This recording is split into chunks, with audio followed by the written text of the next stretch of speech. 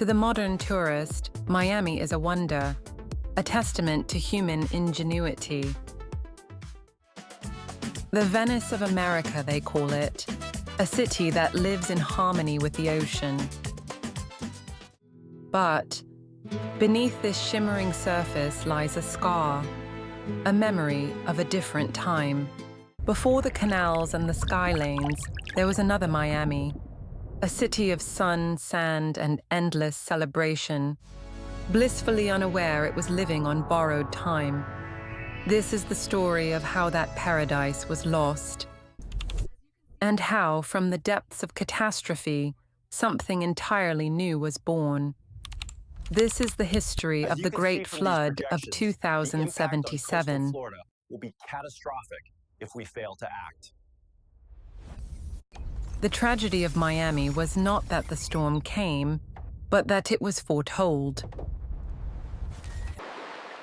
For decades, climatologists had warned that South Florida was indefensible. The porous limestone bedrock meant that building sea walls was like trying to build a dam on a sponge. These so-called Water wouldn't just come over the top, it would come from below. Nothing more. Despite countless simulations and dire predictions, policy was slow and denial was a powerful sedative. Then, in the late summer of 2077, the models predicted the big one. A Category 6 storm named Hyperion, forming in unusually warm waters, larger and more powerful than anything previously recorded. This time, the warnings were not just statistics. They were a death sentence. The evacuation was chaotic, desperate, and for thousands, it was too late. Final evacuation. All residents must leave immediately.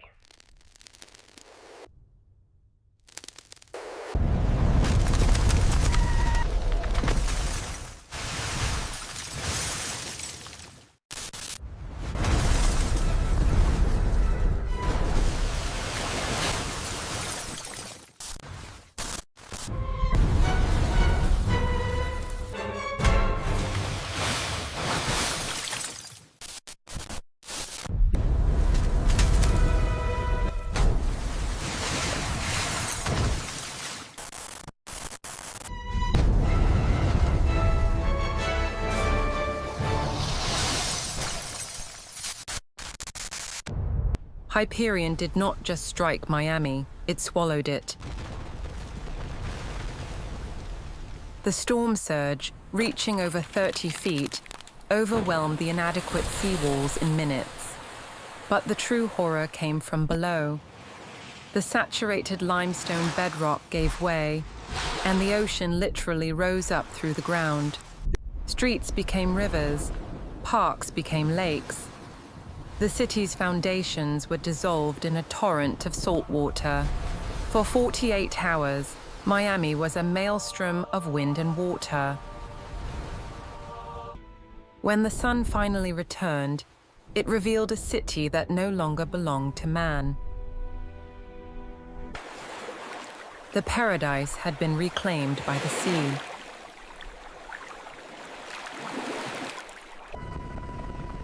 The question on everyone's mind was not, how do we clean up?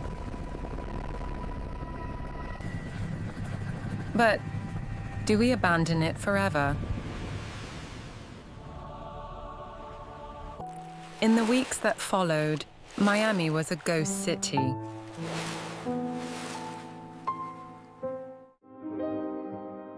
A toxic soup of debris and despair. The federal government declared the entire area a total loss, proposing a permanent relocation of its displaced citizens. For most, this seemed like the only logical choice. But logic doesn't account for the human spirit, for the love one feels for home. A radical coalition of urban planners, marine biologists, and old Miami families proposed the unthinkable, not to retreat from the water, but to embrace it. They argue that Miami could become a prototype for coastal cities worldwide, a living laboratory for That's it. amphibious That's our home. architecture. We'll It was a rebuild. gamble of unprecedented scale, born from the We'll deepest rebuild. desperation. We always do. They wouldn't abandon their home. They would adapt.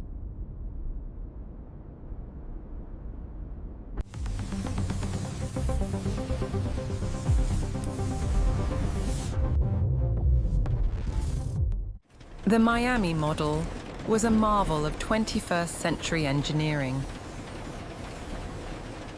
Instead of pumping the water out, they let it in, controlling it with a network of AI-managed tide gates and canals. The foundations of salvageable skyscrapers were reinforced with self-healing, salt-resistant concrete. A multi-level society emerged. The old ground floors, the sunken level, were given back to nature, becoming thriving marine habitats. The new street level was the water itself, a bustling network of silent electric boats. And high above, the sky lanes connected the towers, creating a city in the air, safe from any future floods. They transformed the agent of their destruction into the source of their renewal. The city learned to breathe with the rhythm of the ocean.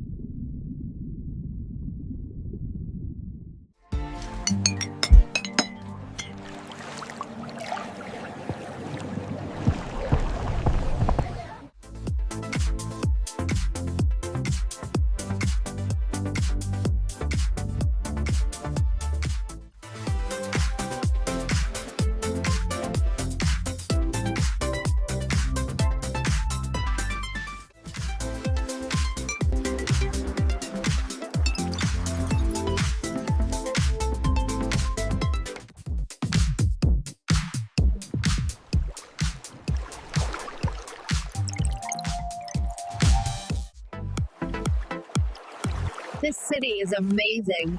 It truly is a perfect blend of old and new.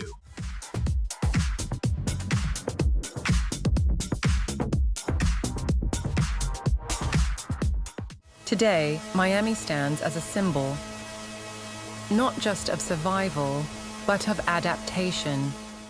It is a vibrant, thriving metropolis that carries the memory of its own demise in its very design. A constant, beautiful reminder that the ocean does not negotiate. You either learn to live with it, or you will live beneath it.